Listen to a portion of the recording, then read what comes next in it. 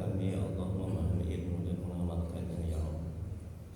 Ya Allah, berkahi ya Allah majelis ini, berkahi ya Allah ya Rabb rumah kami ya Rabb.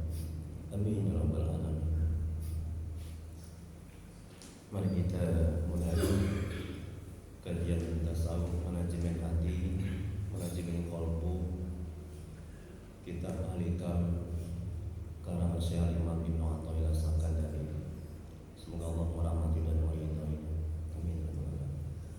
Dengan membacakan nomor kitab, kasih baik. Semoga Allah merahmati. Dengan membacakan nomor kitab, adapun pahala yang diajarkan oleh Nabi Muhammad SAW kepada sahabat-sahabatnya, kemudian untuk para tabi'in, tabi'ut tabi'in, untuk Syekh Muqaddir Al-Jailani, untuk Syekh Imam Ibnu Athaillah As-Sakandari, untuk guru-guru kita, kedua orang tua kita, serta untuk kaum muslimin dan muslimat pada umumnya. Al-Fatihah. A'udzubillahi minasyaitonir rajim. Bismillahirrahmanirrahim.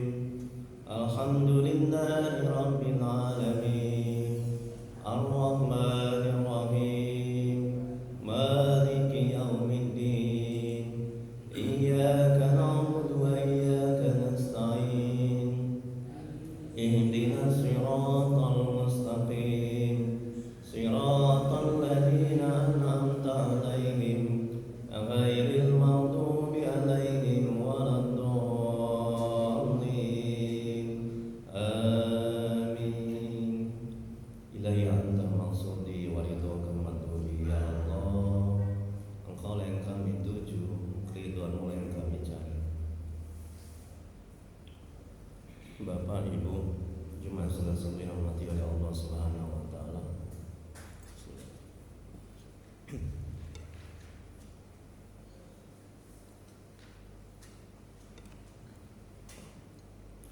Sekarang masuk hikmah yang ke-11, betul Bu? Ya. Sebelum masuk yang ke-11, oh ya, Ini kurang jelas. oh ya, tes dulu. Kasih ya. Semoga Allah. Sebelum kita masuk yang ke-11, kita ulang sedikit hikmah yang ke-10 ya. Syekh Al-Imam Ibnu Athaillah As-Sakandari, semoga Allah merahmati dan meridhai. Beliau mengatakan dalam kitab Al-Hikam kalau hikmahnya yang ke-10 ya. Amal perbuatan itu sebagai rangka yang tegak, sedangkan ruh jiwanya ialah terdapatnya rahasia ikhlas, ketulusan dalam amal perbuatan itu. Nah, ini hikmah yang ke-10 yang lalu. Jadi bagian keadaban materinya ini bisa diambil nanti ya. Tubuh tanpa ruh nggak ada artinya. Betul Bu? Bangkai ya, nggak ada artinya. Amal perbuatan tanpa keikhlasan nggak ada artinya ya, rusak, nggak diterima oleh Allah. Nah, jadi untuk bisa diterima oleh Allah, amal ibadah mesti ikhlas. Ibaratkan tubuh bisa tegak, bisa berdiri, itu mesti ada roh.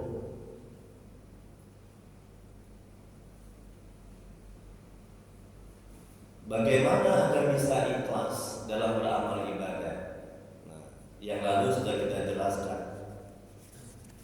Yang pertama harus pakai ilmu untuk bisa ikhlas. Ilmu apa? Ikhlas letaknya di mana, Bu? Di mana letaknya ikhlas? Di mana Pak Haji? Di hati. Bukan di akal pikiran, bukan di otak.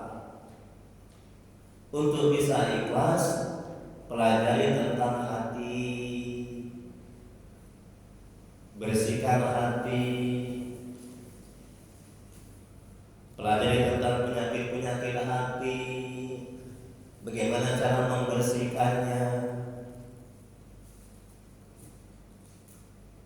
Itu yang pertama. Yang kedua, untuk bisa ikhlas, macam mana Bu? Perbanyak amal ibadah, terutama amal ibadah sunnah. Perbanyak tahajud, perbanyak sholat sunat-sunat yang lainnya. Karena semakin banyak kita beramal ibadah, semakin ikhlas kita beribadah. Yang ketiga, untuk bisa ikhlas, perbanyak amal ibadah yang tidak diketahui oleh orang lain. Kalau sedekah, usahakan tidak diketahui oleh orang lain. Nah, itu untuk belajar ikhlas. Tapi kalau sudah ikhlas, tidak apa-apa mau diketahui.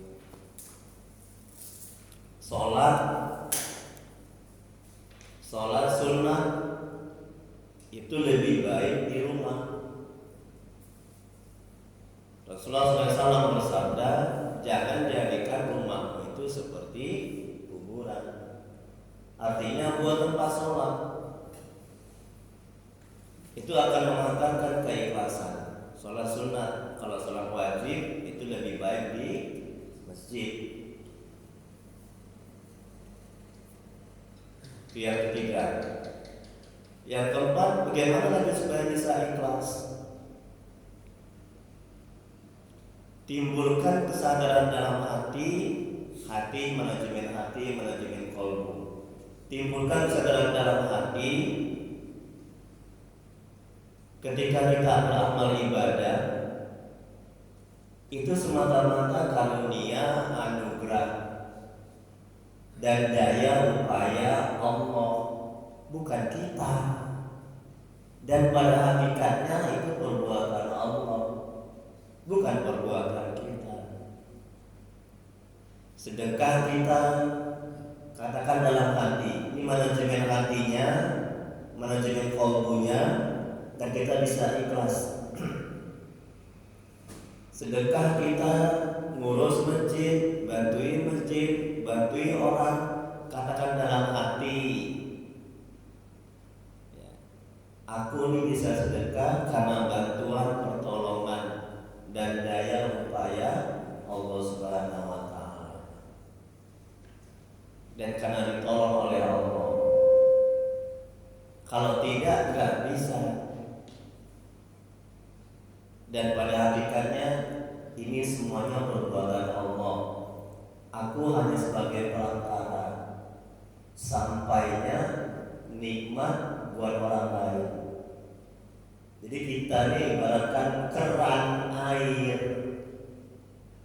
sebagai penyalur.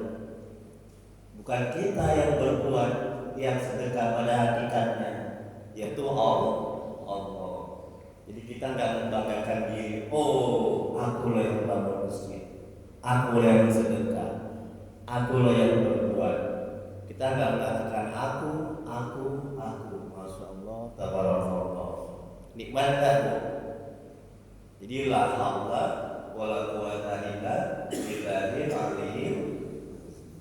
Tidak daya dan upaya. Jadi semuanya Allah. Itu akan mengantarkan keikhlasan. Nah, coba baca lagi, diulang-ulang lagi. Ini hikmah yang ke-10 yang lalu. Di sini ada semua. Macam mana agar bisa ikhlas. Nah, jadi sekali lagi kata Imam, amal ibadah tanpa keikhlasan itu ibaratkan tubuh tanpa ruh, gak ada artinya. Tubuh gak bisa tegak tanpa ruh. Begitu juga amal ibadah tanpa keikhlasan, semata-mata karena Allah, mengharap ridha Allah, itu amal ibadah ditolak, amal ibadah rusak, amal ibadah tidak diterima. Ya. Itulah kaji kita yang lalu, hikmah Nanti bagi yang nggak dapat materinya ini bisa diambil. Sekarang kita masuk Bu, lihat Bu hikmah yang ke-11 sekarang ini. Alhamdulillah pada 4 halaman. Syekh Al-Imam Ibnu Athaillah Sakandari, semoga Allah merahmati dan meridhoinya. Amin ya rabbal alamin. Beliau mengatakan dalam kitab Al-Hikam, kalau hikmahnya, tanamkanlah wujudmu dalam bumi yang sunyi sepi. Masya Allah, tabarakallah. Nikmat sekali ini hikmahnya ya. Tengok nih Bu. Makanya pantaslah ulama sufi, ulama tasawuf mengatakan, memuji kitab Al-Hikam ini, kalaulah boleh sembahyang sholat pakai hikmah Al-Hikam ini, maka akan aku pakai, aku gunakan. Ini saking bagusnya kalau hikmahnya. Kalau boleh, ternyata nggak boleh, hanya Al-Quran aja yang boleh. Dia memuji kitab Al-Hikam ini. Masya Allah, tabarakallah. Tengok nih kata Al-Imam, tanamkanlah wujudmu dalam bumi yang sunyi, sepi, karena sesuatu yang tumbuh dari benda yang belum ditanam tidak sempurna hasilnya. Masya Allah. Kita lihat penjelasannya ya, agar lebih paham apa maksud dari kalam hikmah ini. Pohon tidak akan berbuah baik jika benihnya kita lempar begitu saja, tidak kita tanam dengan baik. Begitu juga amal kalau tidak ikhlas, berusaha menonjolkan diri, menampakkan dan memamerkan kepada orang lain, maka amalnya tidak diterima. Tidak ikhlas dan berusaha menonjolkan, pamer, tidak tawaduk, tidak rendah hati, berusaha terkenal, berusaha masyhur, ya dikenal di masyarakat. Ya. Itu cenderung tidak ikhlas itu dalam beramal. Salah satu dari syarat-syarat untuk bisa mengenal makrifat kepada Allah ialah dengan tawaduk, rendah hati. yakni tidak bermaksud apalagi berusaha supaya masyhur dikenal orang dan disebut orang di mana-mana. Karena menyembunyikan diri dalam sikap dan perasaan agar tidak terkenal adalah membantu atas terwujudnya ikhlas yang hakiki dan sempurna. Orang yang berusaha untuk terkenal, untuk masyhur, untuk dikenal orang, itu sulit untuk bisa ikhlas.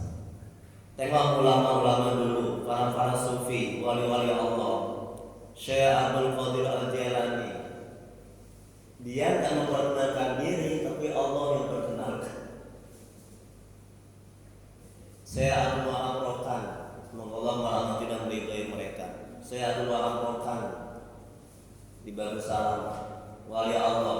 Dia tidak memperkenalkan diri, tidak mencoba untuk masuk terkenal, tapi Allah yang membuat dia terkenal. Betul. Banyak lagi ulama-ulama.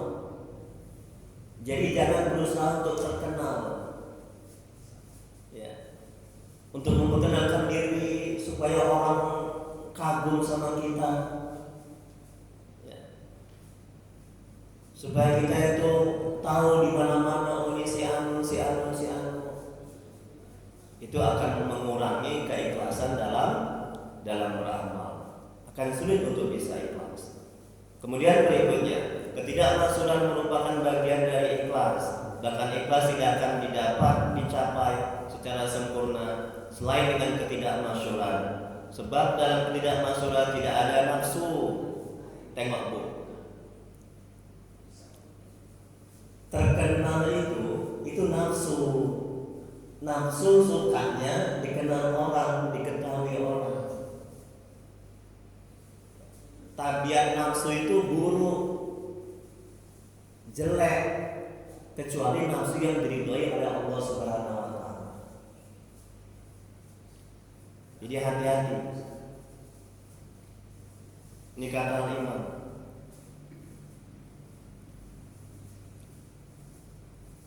Dalam ketidakmasuhan, ketidakterkenalan itu nggak ada nafsu, dan di situ ada kebaikan.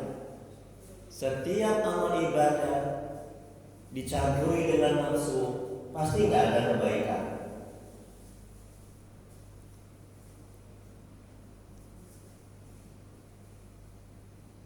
Kemudian berikutnya, tutup dan padamlah dirimu dalam tanah ketidakmasyuran, sehingga engkau merasa betah dengan ketidakmasyuran dan menganggapnya indah. Dalam ketidakmasyuran itu terdapat sesuatu yang lebih manis daripada madu, dan segala sesuatu yang timbul dari nafsu akan terasa pahit. Segala yang timbul dari nafsu akan terasa pahit.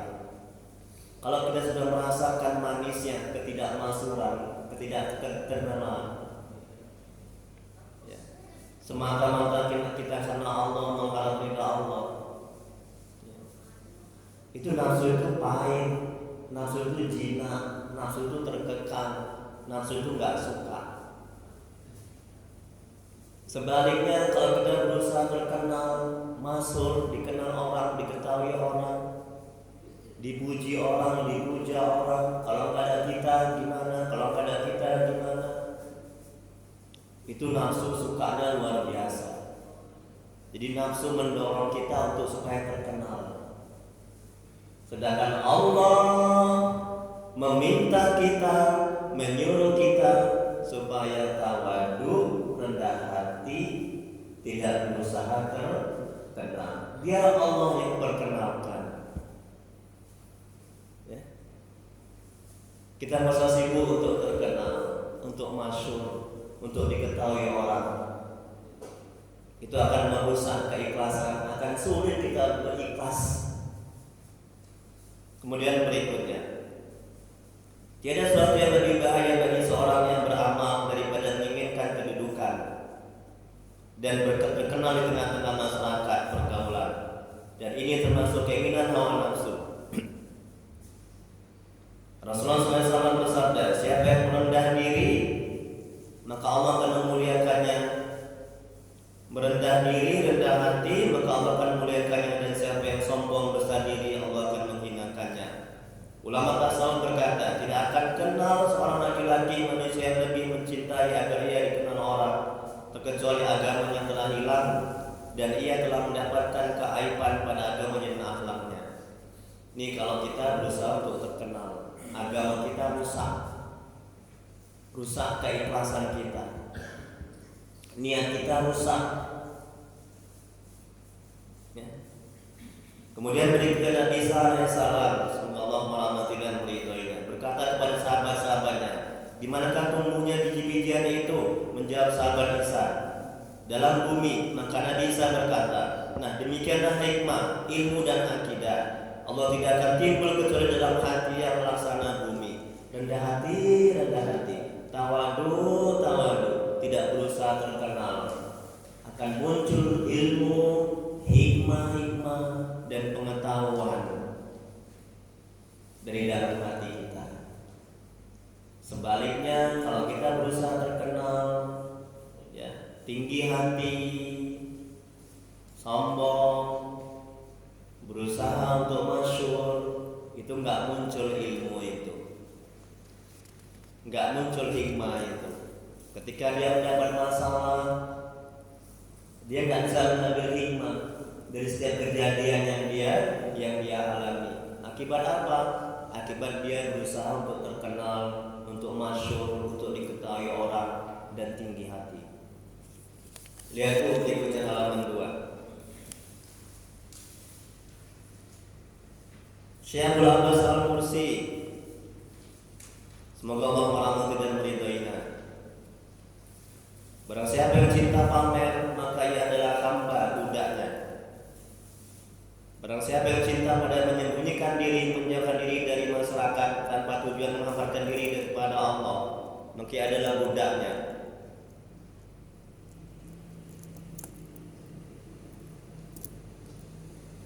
Dan barang siapa yang bertakabur kepada Allah dengan tidak pamer dan riya, maka sama saja padanya. Apakah Allah akan menonjolkannya sehingga merupakan hamba Allah yang menjadi teladan bagi umat, dan Allah menyembunyikannya. Jangan berniat kita tidak pamer dengan niat yang lain, tapi niatlah kita tidak pamer, tidak berusaha masuk karena Allah dan mengharap ridha Allah. Itu yang benar.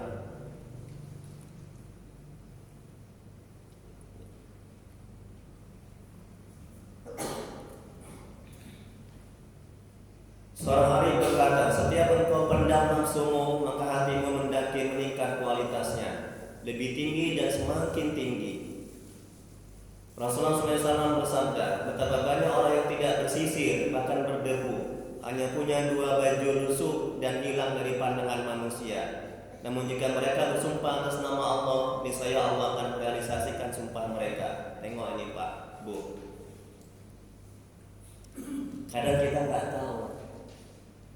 Orang-orang yang datang ke rumah kita itu minta-minta, boleh jadi dia itu wali Allah, ya kan?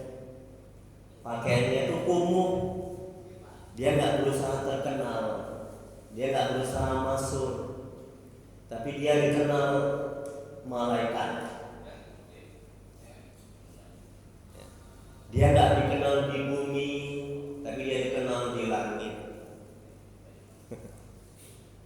Makanya jangan sepelekan orang-orang yang pakaiannya itu lusuh, pakaiannya itu compang-camping, pakaiannya itu hitam legam. Boleh jadi dia wali Allah, betul.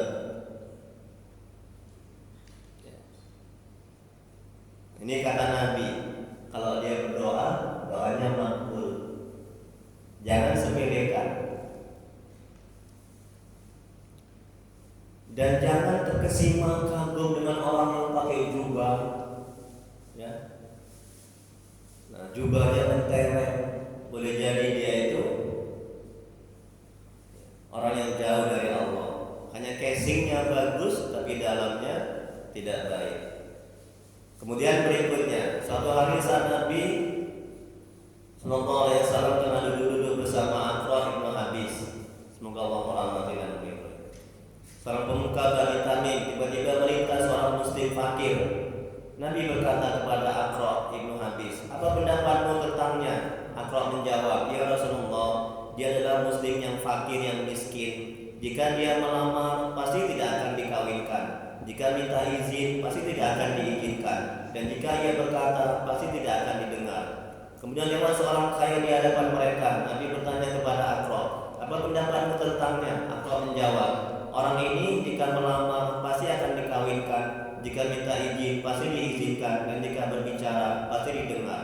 Nabi berkata, orang fakir tadi jauh lebih baik ketimbang orang kaya ini. Tengok itu.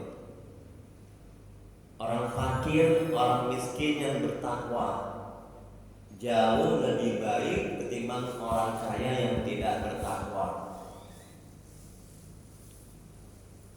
Rendah hati, tawadu.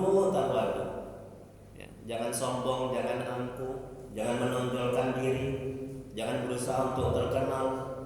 Kemudian berikutnya, ada banyak hadis yang memuji ketidakmasyhuran dan keutamaannya, karena dengannya akan didapatkan ketentraman dan ketenangan hati. Tengok kan?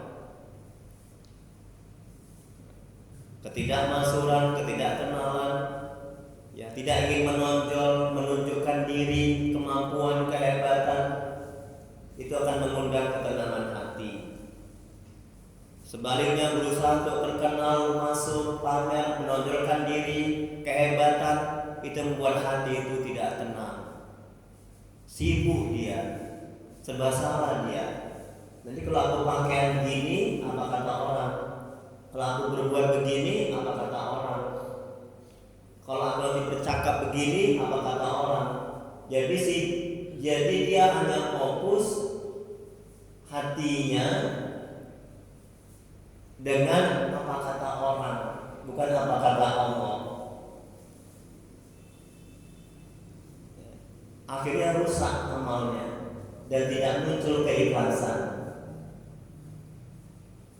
Kalau kita berbuat, bertindak, kita katakan dalam hati, kalau aku buat gini, apa kata Allah? Kalau aku bercakap begini, apa kata Allah? tenang hatinya, lurus amalnya, dia akan bisa ikhlas. Masya Allah, tabarakallah Bu. Enak gak Bu? Enak gak Bu? Masya Allah. Ini manajemen hatinya. Aku nanti wirid kalau nggak pakai gelang yang emas yang kayak becak, perak becak, apa?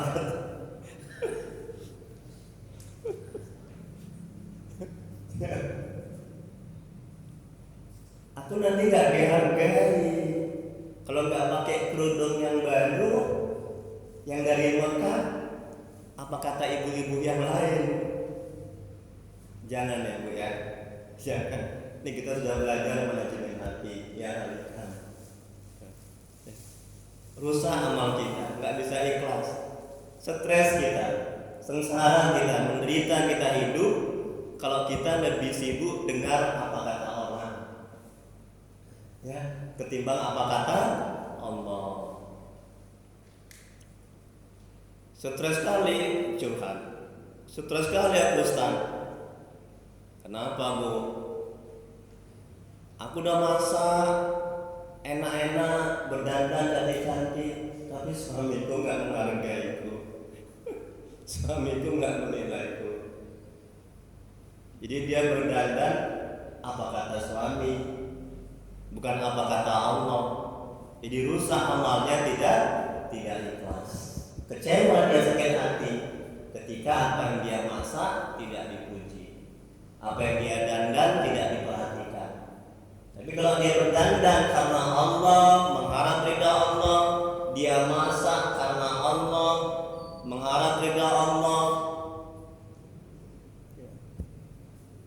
dipuji tidak dipuji sama saja. Ya Bu? Oh Bu, alhamdulillah. Coba amalkan dari mulai sekarang. Jangan apa kata orang. Bu, kita buat baik aja.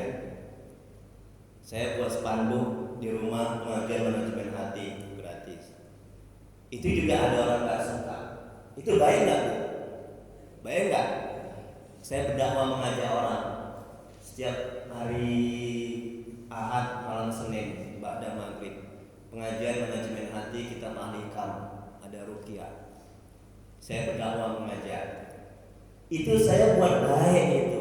Masih ada yang nggak suka. Betul. Apalagi saya buat jahat. Inilah dunia Bu. Kita buat baik aja masih ada orang yang gak suka. Apalagi kita buat jahat. Inilah keaslian dunia dalam kitab Al-Hikam, kata Imam. Emang seperti itu, dicaci, dihina, dijauhi, dizolimi, ya disakiti. Kalau nggak begitu bukan dunia namanya, surga, betul. Jadi nggak usah heran. Jadi jangan apa kata orang, tapi apa kata Allah. Aku buat begini mengajak orang baik tidak. Kalau baik lakukan. Kalau tidak apa kata Allah jangan lakukan. Tenang hati kita. Ya. Ini kalau kita terampil manajemen hatinya. Baik, selanjutnya, yang mana Bu? Mana Bu? Oh iya, pintar Ibu. Berarti Ibu nyimak, alhamdulillah.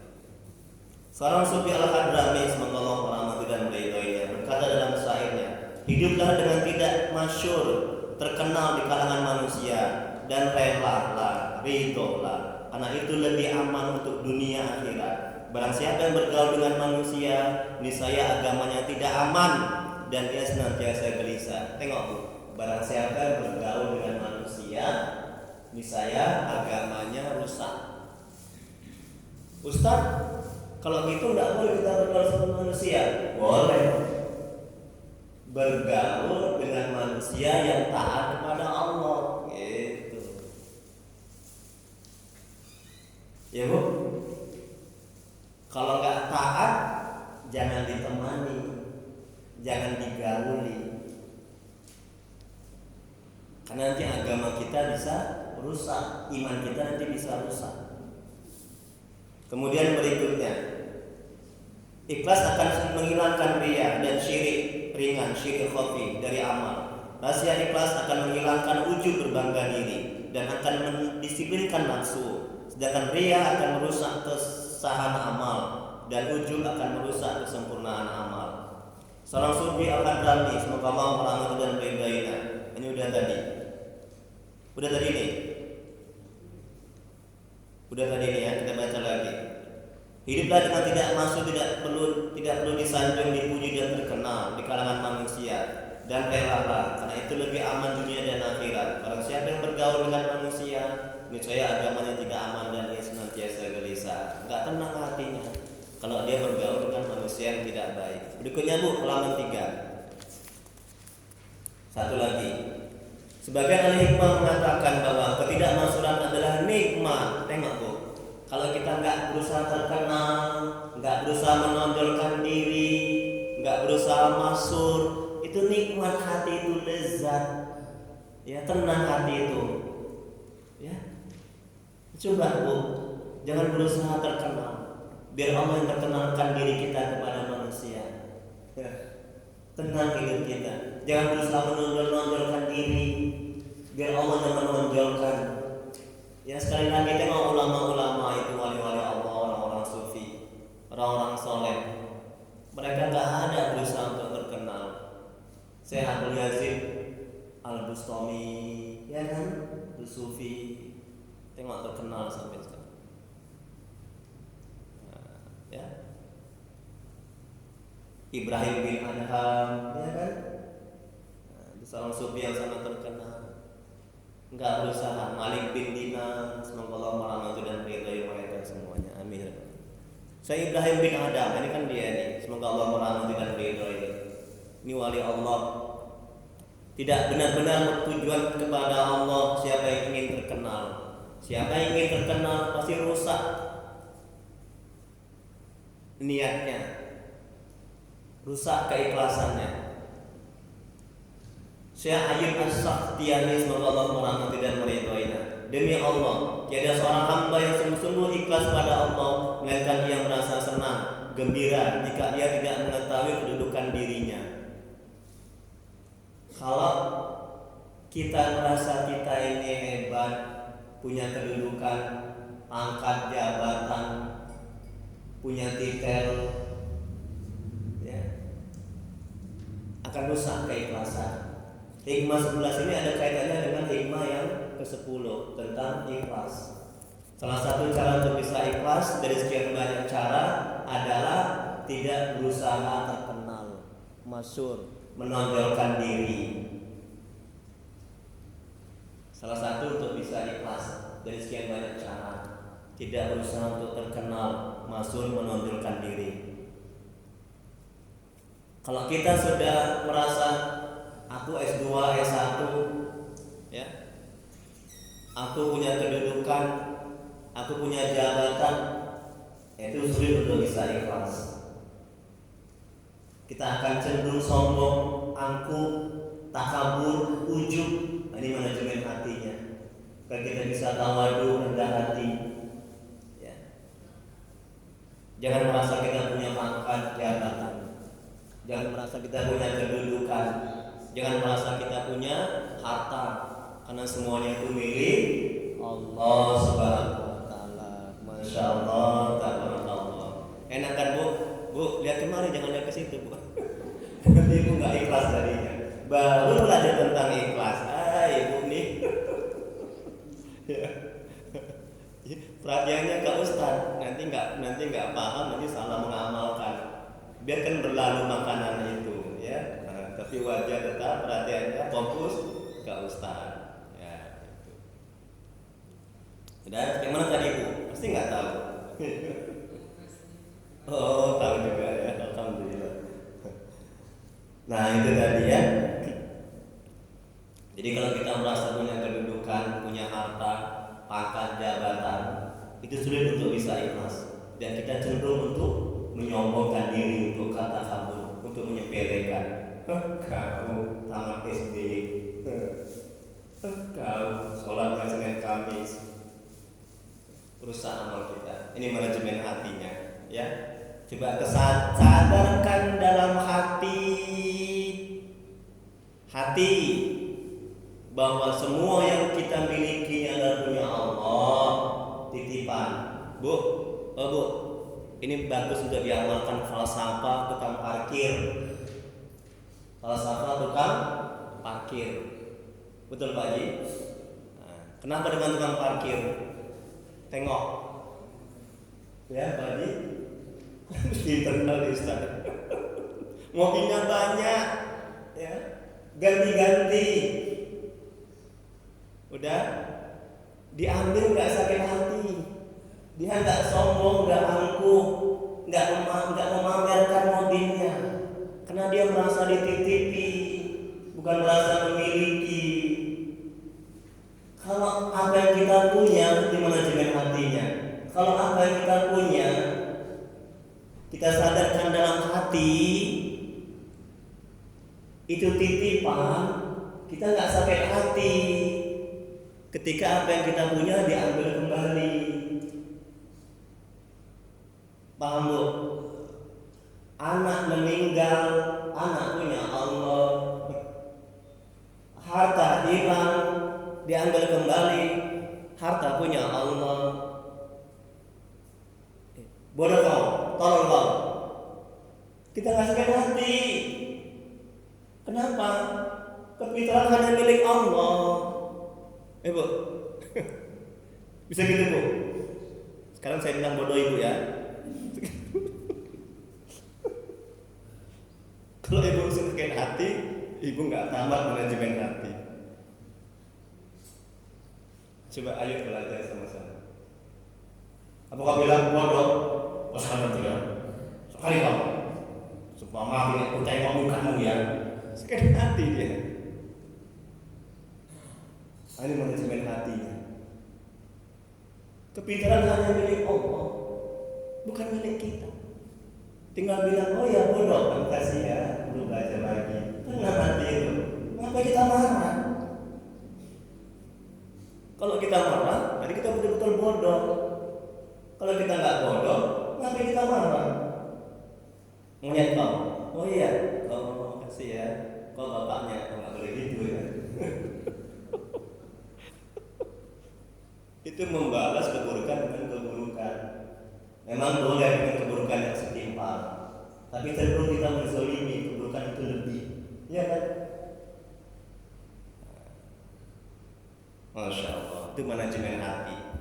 Ya, selamat hidup kita Bu kalau kita mengerti manajemen hati. Kemudian berikutnya, yang mana Bu? Abu Hurairah, betul? Abu Hurairah, semoga Allah merahmati dalam ridhonya, amin. Berkata, ketika kami di majelis Rasulullah SAW, tiba-tiba Rasulullah SAW berkata, besok pagi akan ada seorang ahli surga yang salat bersama kamu. Abu Hurairah berkata, semoga Allah merahmati dalam ridhonya, aku berharap semoga akulah orang yang ditunjuk oleh Nabi itu. Maka pagi-pagi aku salat di belakang Nabi dan tetap tinggal di majelis setelah orang-orang pulang. Tiba-tiba ada seorang hamba hitam berkain compang-camping. Masya Allah, tabarakallah, tengok Ibu. Bu, nah, tiba-tiba ada seorang hamba hitam berkain compang-camping datang berjabat tangan kepada Nabi sambil berkata, ya Nabiullah, doakan semoga aku mati syahid. Maka Rasulullah berdoa, sedang kami mencium bau kasturi dari badannya. Kemudian aku bertanya, apakah orang itu ya Rasulullah? Jawab Nabi, ya benar, ia hamba saya dari Bani Fulan. Abu Hurairah berkata, mengapa tidak engkau beli dan engkau merdekakan ya Rasulullah? Jawab Nabi, bagaimana aku dapat berbuat demikian bila Allah akan menjadikannya seorang raja di surga? Hai Abu Hurairah, sungguhnya di surga itu ada raja dan orang yang terkemuka, dan ini adalah seorang raja dan terkemuka. Hai Abu Hurairah, sungguhnya Allah kasih kepada makhluknya yang suci hati, yang samar, yang bersih, yang terurai rambut, yang kempis perut kecuali dari hasil yang halal, yang bila akan masuk kepada raja tidak diizinkan, bila meminang wanita bangsawan tidak diterima, bila tidak ada tidak dicari, bila hadir tidak dihiraukan, bila sakit tidak dijenguk, bahkan bila mati tidak dihadiri jenazahnya. Ketika sahabat bertanya, tunjukkan kepada kami seorang dari mereka. Halaman 4 Bu. Jawab Nabi, yaitu Uwais Al-Qarni. Tengok. Dia tidak terkenal di dunia, betul? Tapi di langit dia terkenal dan dijamin masuk surga. Betul? Uwais Al-Qarni. Tengok. Jadi terkenal ketika dia meninggal dunia. Itu Allah yang perkenalkan. Sekali lagi, jangan sibuk berusaha untuk terkenal, untuk pamer, untuk menonjolkan diri. Jangan rusak keikhlasan kita. Biar Allah memperkenalkan kita kepada masyarakat, kepada orang lain. Ya. Tenang hati kita, nggak garau kita bertindak, nggak serba salah kita bertindak. Kalau kita nggak berusaha untuk memperkenalkan diri kita, menonjolkan diri untuk pamer, untuk masyhur. Ya. Ayo amalkan sama-sama dari mulai sekarang. Jawab Nabi, yaitu Uwais Al-Qarni. Berikutnya Bu, halaman 4. Seorang berkulit coklat, lebar kedua baunya, sedang tingginya, selalu menundukkan kepalanya sambil membaca Quran. Masya Allah, tabarakallah. Rindu pingin ya jumpa Uwais Al-Qarni ini. Kayak mana sih orang? Ya, Masya Allah. Mudah-mudahan kita bisa sama Uwais Al-Qarni ya. Amin ya Rabbal. Amin ya Allah. Tengok Bu, sedang tingginya, selalu menundukkan kepalanya sambil membaca Al-Quran. Tidak terkenal di bumi. Tengok, ya kan? Tidak terkenal di bumi, tetapi terkenal di langit. Andaikan dia bersungguh-sungguh minta kepada sesuatu kepada Allah, pasti diberinya. Di bawah bahu kirinya ada bekas belang sedikit. Hai Umar dan Ali, semoga Allah merahmati dan meridai mereka. Jika engkau bertemu kepadanya, maka mintalah kepadanya supaya membacakan istighfar untukmu. Masya Allah. Ini ahli surga nih, Uwais Al-Qarni. Tidak terkenal di dunia, tapi terkenal dia di langit. Malaikat-malaikat mengenalnya, masyhur. Ya.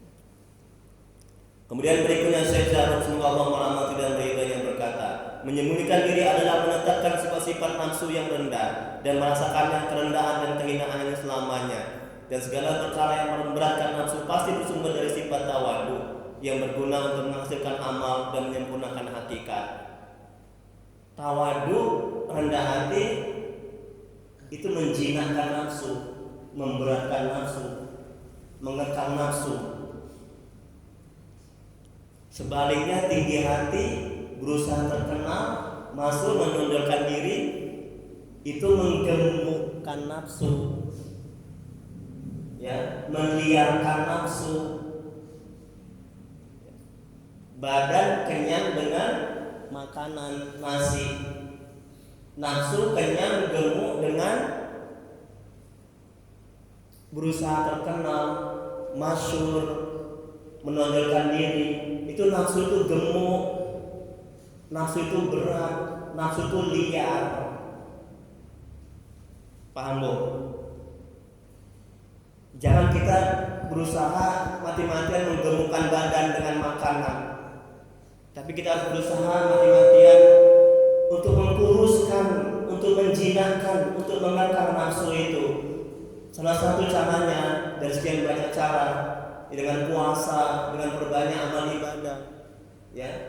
Kemudian ini salah satu caranya dengan tidak berusaha terkenal, masyhur, dikenal orang, menonjolkan diri, sombong, takabur. Kemudian berikutnya, dikata Syekh Jarrah, semoga Allah merahmati dan meridainya. Kemudian berikutnya terakhir ya, halaman 4. Rasulullah SAW bersabda, keutamaan atau kelebihan amal ibadah yang dirahasiakan atas amal ibadah yang nampak 7 kali lipat gandanya. Masya Allah. Firman Allah Surah Al-Baqarah 271, jika kamu menampakkan sedekahmu, maka itu adalah lebih baik sekali. Dan jika kamu menyembunyikannya dan kamu berikan kepada orang-orang fakir miskin, maka menyembunyikan itu lebih baik bagimu. Tengok, menyembunyikan lebih baik, menampakkan sedekah, menyembunyikan lebih baik.